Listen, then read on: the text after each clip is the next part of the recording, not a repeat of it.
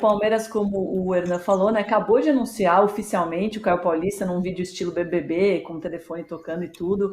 O lateral esquerdo de 25 anos assinou contrato até 2028 e o Verdão vai pagar 20 milhões de reais para o Fluminense, que o São Paulo tinha dado como certo, hein, PVC? Que chapéu do Palmeiras!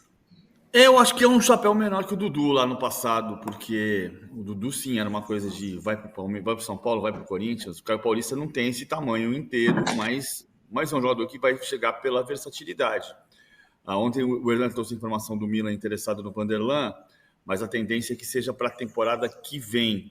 Então o Caio Paulista chega para ser um polivalente, como o Abel Ferreira gosta. Ele pode ser lateral, ele pode ser ponta esquerda, ele pode ser segundo atacante, eventualmente até centroavante. Joga em várias posições diferentes do Arthur, que teve uma divergência com o Abel por não querer jogar como meia quando o Palmeiras tinha a bola.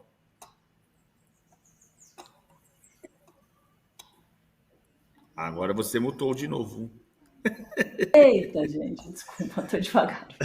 Vocês estão prontos para a gente falar da bagunça da CBF? Eu acho que é isso, na verdade. O meu microfone está me poupando desse momento. Que bagunça, hein, gente? Nossa, sério, como que eu não sei como que a gente tenta explicar o inexplicável, mas eu vou tentar. O ministro Gilmar Mendes, do STF, recolocou o Edinaldo Rodrigues na presidência. E aí o Edinaldo voltou falando que quer o Dorival como técnico e o Felipe Luiz como auxiliar ou até como diretor de futebol.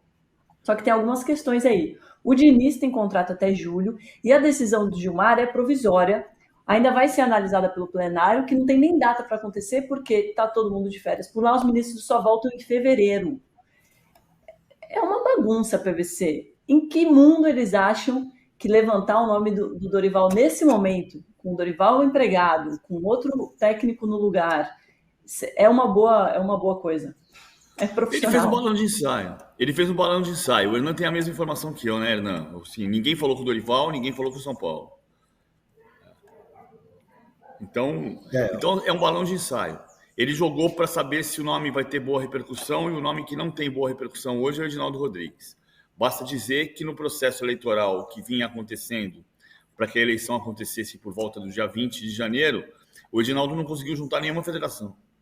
Nem o Vitória. O Reinaldo Calheiros Bastos tinha esperança de contar com o voto do Vitória, que é o clube de origem do Edinaldo Rodrigues, e que não estava assinado com o Reinaldo Calheiros Bastos, mas estava negociando dos dois lados.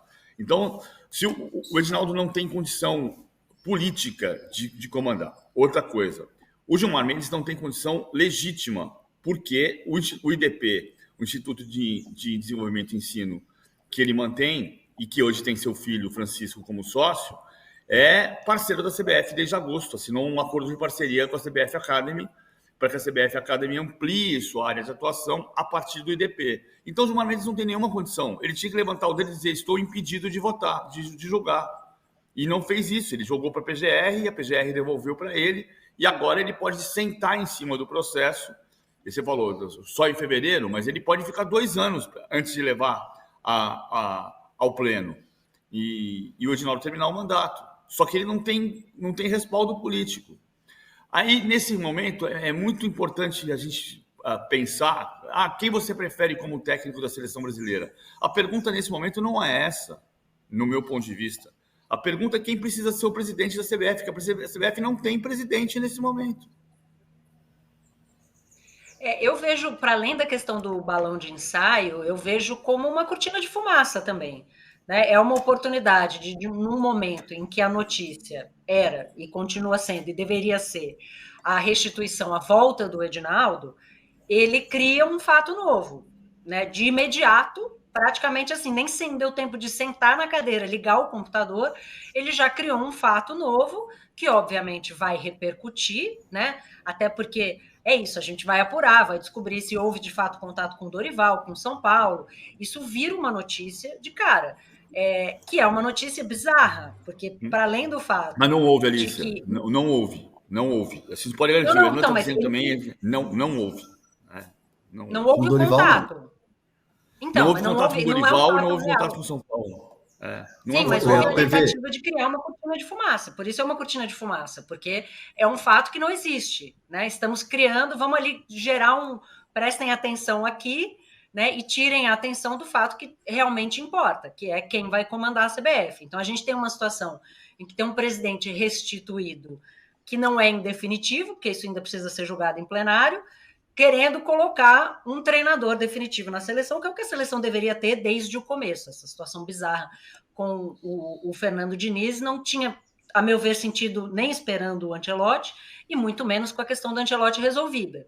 Então, ele cria esse fato para tentar, né, um fato, uma coisa diversionista, para tirar a atenção do que, concordo com o PVC, é o grande problema da CBF. Né? A CBF não pode ficar acéfala. Muito mais importante do que a seleção brasileira, que é parte integrante da CBF, é a própria instituição não ter comando. Né? Então, não há um respaldo político, é difícil que essa questão se sustente. Né? Até difícil imaginar o Ancelotti. Eu já achava difícil imaginar ele querer vir no melhor dos mundos, ele querer vir nesse caos, né? É ainda mais improvável. E agora uma situação em que ele lança esse fato, ele avisou o Diniz, porque é isso, o Diniz tem contrato, né, até junho, até as vésperas da Copa América.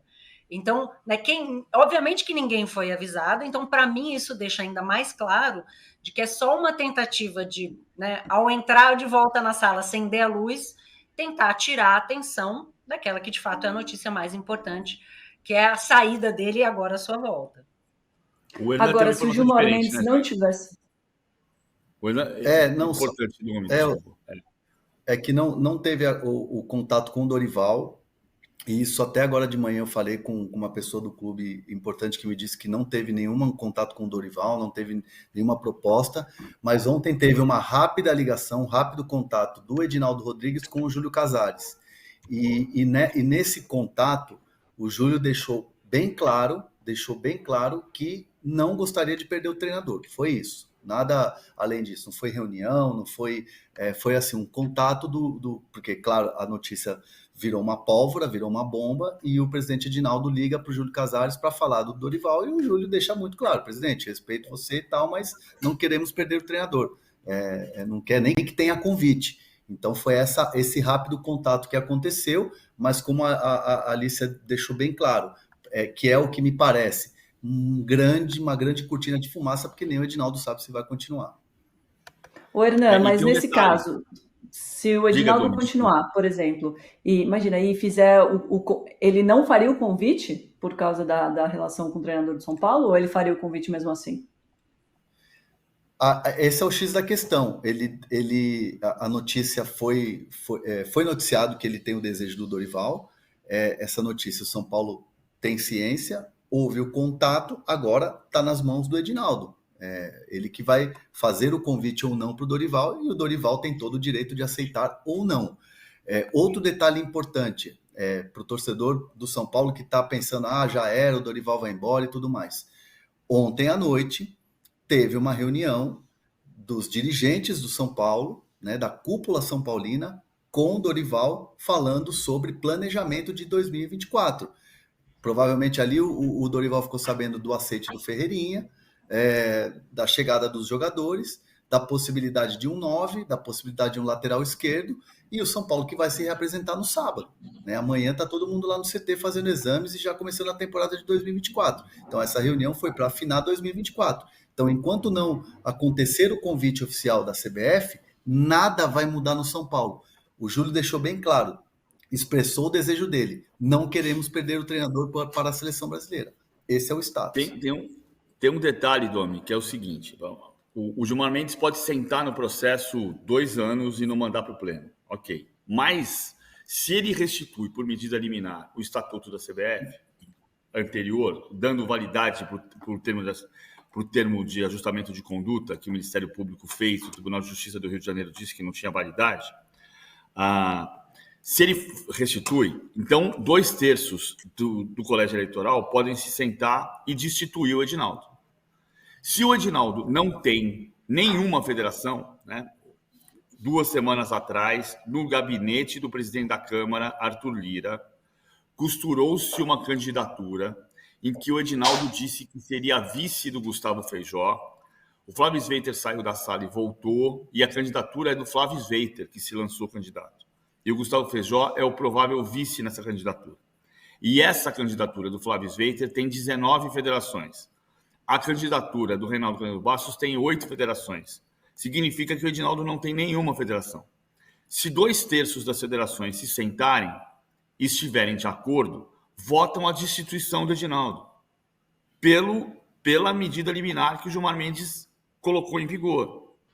Então, o ponto é que o Edinaldo não tem legitimidade para dizer se o técnico vai ser fulano ou cicrano, sem contar que é uma profunda falta de ética deixar vazar uma informação de propósito, criar um factoide dizendo que vai contratar o Dorival Júnior, sendo que ele tem um contrato que ele assinou com outro treinador, que é o Fernando Diniz. Então, ele está desrespeitando o Dorival Júnior, o São Paulo, o Fluminense, o Fernando Diniz, e está desrespeitando, acima de tudo, o futebol brasileiro.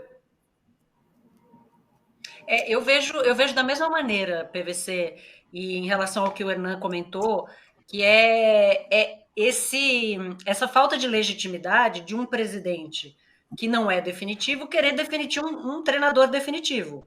Ele teve essa oportunidade quando ele ainda estava no cargo, antes dessa ação ser ressuscitada e ele ser defenestrado, e a situação ela é tão bizarra que eu recebi uma mensagem ontem de uma pessoa muito envolvida no universo, especialmente dos clubes, querendo colocar o seu apoio público ao Sveiter. E eu demorei um pouco para responder, estava naquele momento, né? Mãe trabalhando, férias escolares. Quando eu consegui responder a mensagem, ele me disse, olha, nesse período entre eu te mandar a mensagem e você me responder, já mudou tudo, não sabemos se vai ter eleição, então eu colocar o meu apoio público sem a gente saber se vai ter eleição não faz nenhum sentido. Então, é uma situação tão frágil. E aí, nesse momento, a questão da falta de ética, ela me parece muito importante da gente notar, porque, além do fato de ser diversionista e tal, ele mexe com as pessoas. Mexe com o Fernando Diniz, mexe com o Fluminense, mexe com o São Paulo e mexe com o Dorival, né? O sonho de qualquer treinador é assumir a seleção brasileira. Então, você virar um peão nessa história, nesse tabuleiro, mexendo com uma coisa tão importante, mexe com toda a torcida do São Paulo. Toda a torcida do São Paulo foi dormir preocupada. Será que a gente vai perder o Dorival? E aí a torcida do Palmeiras tranquila, falando, ai, que bom, vamos deixar o Abel em paz. E tudo isso num movimento que não se sustenta em fatos, né? Ele é um movimento claramente estratégico de tentar tirar a atenção do fato que é esse, como o PVC colocou, de que ele não tem sustentação política para sobreviver à Assembleia. Dificilmente.